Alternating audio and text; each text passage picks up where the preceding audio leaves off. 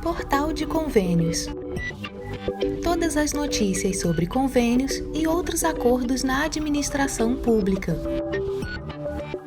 Olá, este é o podcast do Portal de Convênios, um resumo semanal das principais notícias do âmbito da administração pública para você se manter informado em poucos minutos.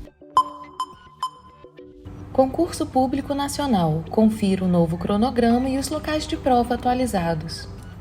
O Ministério da Gestão e da Inovação em Serviços Públicos, o MGI, anunciou recentemente uma atualização significativa no cronograma do Concurso Público Nacional Unificado.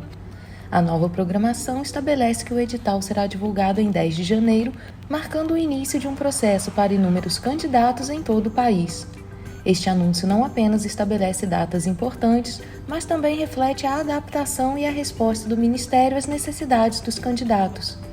O processo de inscrição terá início em 19 de janeiro e se estenderá até 9 de fevereiro. A atenção a essas datas é crucial para que os candidatos se organizem para participar do certame. Além disso, a nova data para a realização da prova foi estabelecida para 5 de maio, dando aos candidatos um tempo adicional para se prepararem.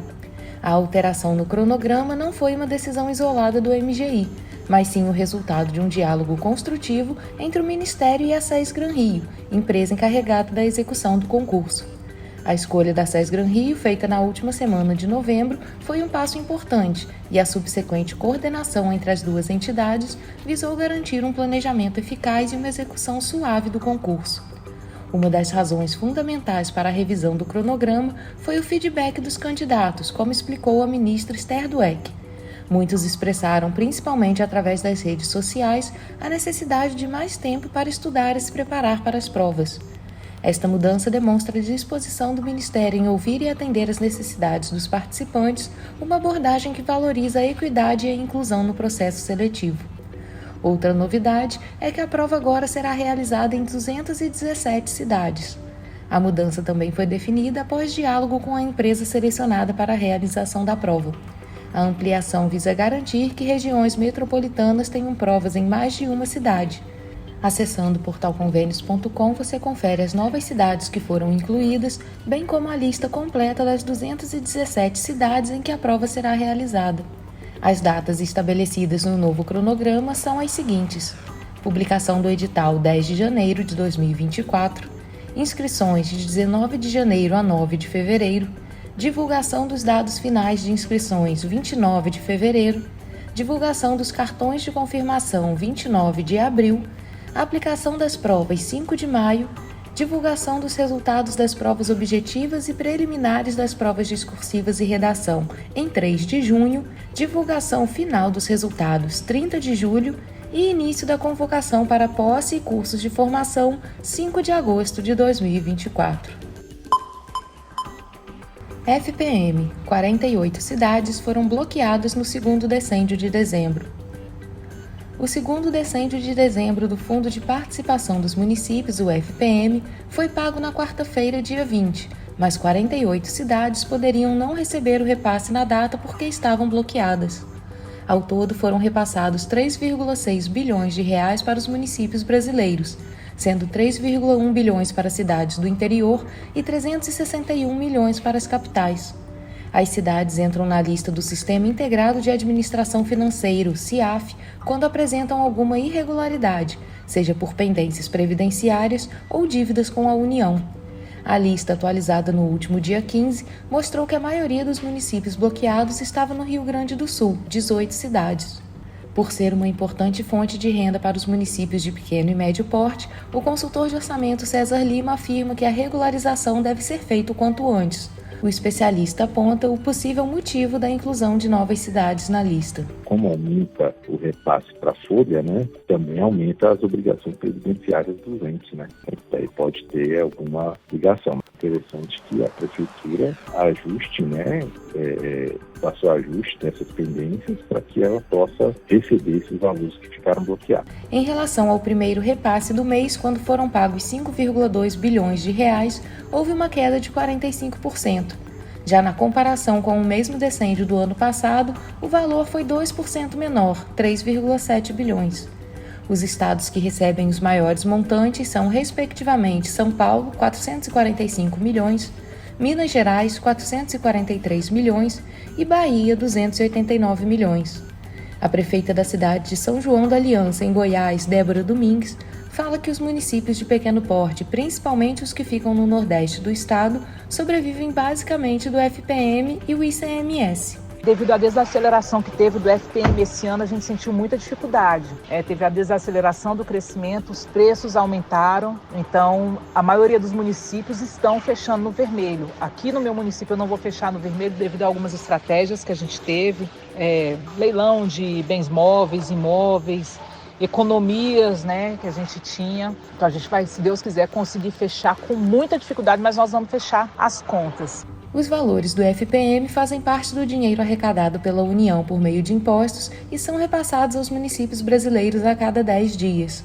Os percentuais de participação de cada município são calculados pelo Tribunal de Contas da União de acordo com o número de habitantes de cada cidade e a renda per capita. Acesse portalconvênios.com e confira a lista completa dos municípios que estavam bloqueados até o dia 15 de dezembro.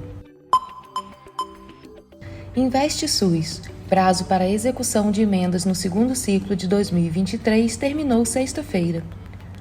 O Fundo Nacional de Saúde, o FNS, divulgou o cronograma definitivo para a implementação de emendas parlamentares no segundo ciclo de 2023.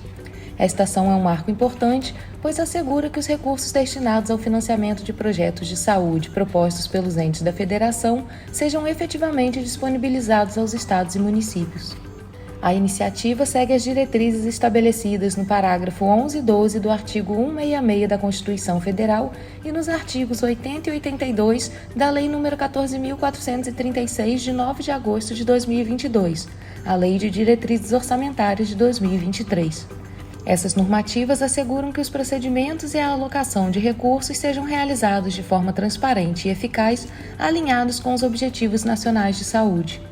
Um elemento vital nesse processo é o Investe SUS Gestão, uma plataforma digital desenvolvida para facilitar o cadastro e o monitoramento de informações relacionadas às emendas parlamentares.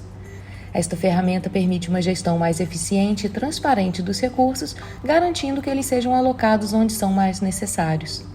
Uma das questões mais prementes é o prazo estipulado para os gestores de saúde dos estados e municípios. Eles tiveram até o final desta semana, dia 22, para aprovar os planos de trabalho que estão atualmente em diligência na plataforma do Investe SUS. Este era um momento crítico para garantir que os projetos de saúde pudessem ser implementados sem atrasos. Além de atender às diligências do Investe SUS, os gestores também deveriam garantir que o Sistema Integrado de Planejamento de Orçamento, CIOP, estivesse regularizado. A conformidade com o CIOP é essencial para garantir o empenho e o recebimento dos recursos financeiros que serão destinados após a aprovação do plano de trabalho pelo FNS. Para auxiliar nesse processo, o Ministério da Saúde disponibilizou a cartilha para a apresentação de propostas ao Ministério da Saúde. Este documento contém informações vitais, já que oferece orientação sobre como acessar recursos, programas e ações disponíveis no âmbito federal. É um guia indispensável para os gestores de saúde que buscam maximizar o impacto dos fundos recebidos e garantir aprovação para o seu pleito. Outras informações pertinentes que devem ser observadas são: caso ocorram novas alterações em programações orçamentárias ou limites para movimentação e empenho de emendas impositivas, ensejando a abertura do CIOP para fins de alterações de beneficiários e prioridades pelo parlamentar, após decorridos prazos deste cronograma, ficam a cargo da Diretoria Executiva do Fundo Nacional de Saúde a prorrogação do prazo. São consideradas hipóteses de impedimentos de ordem técnica aqueles dispostos no artigo 72 da Lei nº 14.436, de 9 de agosto de 2022, a LDO 2023, bem como aqueles estabelecidos pela regulamentação do órgão central. Por último, em atenção ao princípio da anualidade orçamentária, a data limite para a celebração dos instrumentos é dia 31 de dezembro de 2023. Escolas conectadas. Prazo de adesão chega ao fim com desafios de cobertura. À medida que o prazo final para adesão à Estratégia Nacional Escolas Conectadas, a ENEC, se aproximava, o Ministério da Educação do Brasil enfrentou o desafio de ampliar a participação de municípios e estados no programa. com o prazo final tendo sido em 22 de dezembro de 2023, até o dia 20 de dezembro, 1.948 municípios, o Distrito Federal e diversos estados, incluindo São Paulo, ainda não haviam formalizado sua adesão. A ENEC, uma iniciativa do governo federal, visa a implementação de infraestrutura tecnológica nas escolas públicas de educação básica com o objetivo de garantir acesso à internet de alta velocidade e recursos digitais para fins pedagógicos. Segundo o MEC, até o dia 20 deste mês, 70,37% dos estados e 65,03% dos municípios brasileiros tinham aderido à estratégia. Os dados coletados revelam disparidades regionais significativas. Enquanto as regiões Norte e Nordeste apresentam os maiores índices de adesão, com 85,56% e 73,69% dos municípios participantes, respectivamente, o Sudeste e o Sul mostram números mais modestos. São Paulo, o estado mais populoso do país, registra o menor percentual de adesão municipal, com apenas 38,14%. O programa, estabelecido pelo Decreto número 11.713, de 26 de setembro de 2023, é coordenado em parceria com o Ministério das Comunicações. Além de instalar infraestrutura de rede e fornecer acesso à internet, a estratégia contempla a instalação de redes Wi-Fi nas escolas e a utilização de tecnologias para fins educacionais. Para aderir à ENEC, os gestores das redes de ensino deveriam utilizar o Sistema Integrado de Monitoramento, Execução e Controle, o SIMEC, do MEC. A iniciativa prevê conectar mais de 138 mil escolas por meio de fibra ótica ou via satélite, garantindo uma velocidade mínima de 1 MB por segundo por aluno e cobertura completa de rede Wi-Fi. Além disso, as escolas sem acesso à energia elétrica receberão soluções alternativas, como a conexão com a rede pública de energia ou geradores elétricos fotovoltaicos. A ENEC é parte de um esforço maior do governo federal para promover a inclusão digital e social em todo o Brasil, com especial atenção às regiões menos desenvolvidas. O objetivo final é assegurar que todas as escolas públicas do país estejam conectadas até 2026, promovendo equidade de oportunidades e acesso às tecnologias digitais no processo educacional.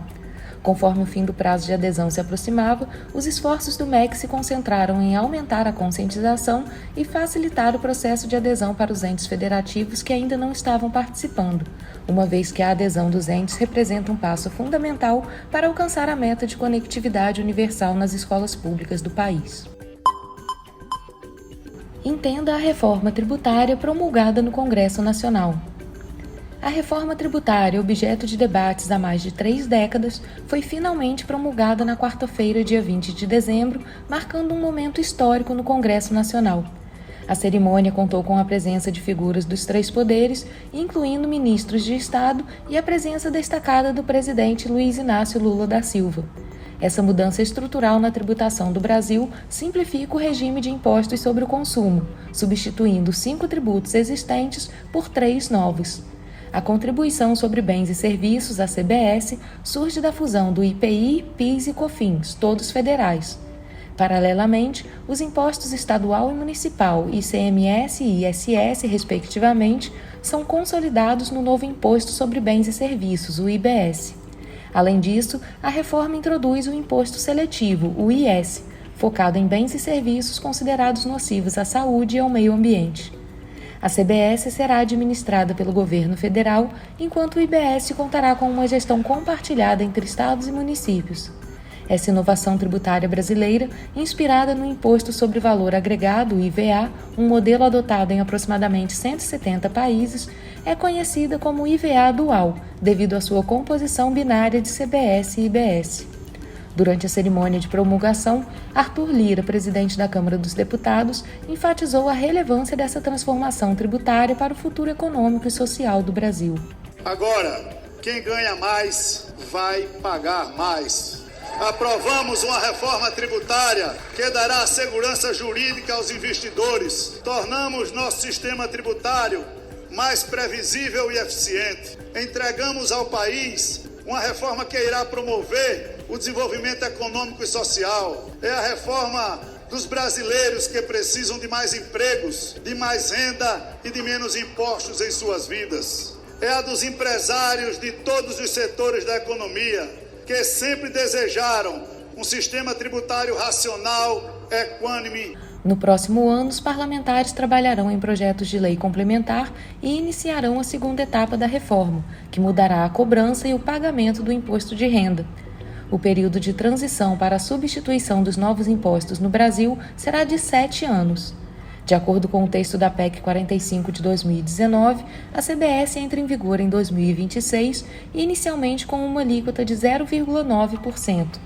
A partir de 2027, ela substitui integralmente o Programa de Integração Social, o PIS, e a Contribuição para o Financiamento da Seguridade Social, o COFINS, que serão extintos.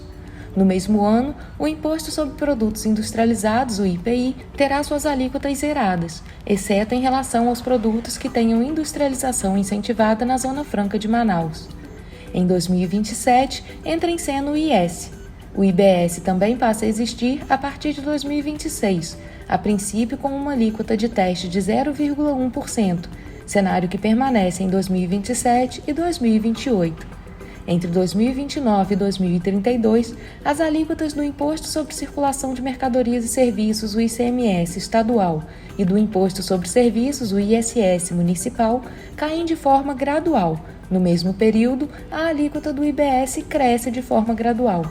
A partir de 2033, CBS, IBS e IS serão os únicos impostos sobre o consumo de produtos e serviços. A alíquota única padrão é estimada em 27,5%, mas poderá ser menor caso o governo reduza sonegação e valerá como regra geral. Alguns grupos de produtos e serviços terão alíquota reduzida ou zerada. A reforma tributária prevê também um período de transição de 50 anos para a partilha da arrecadação. O intervalo entre 2029 e 2078 será usado para que estados e municípios tenham tempo de se adaptarem à mudança da tributação da origem para o destino. Para entender todas as mudanças da reforma tributária, conferindo os detalhes da extinção e criação de tributos, acesse portalconvênios.com.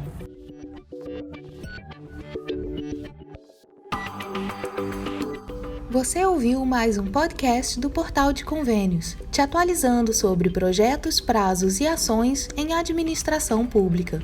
Continue se informando em nosso site portalconvênios.com. Até a próxima!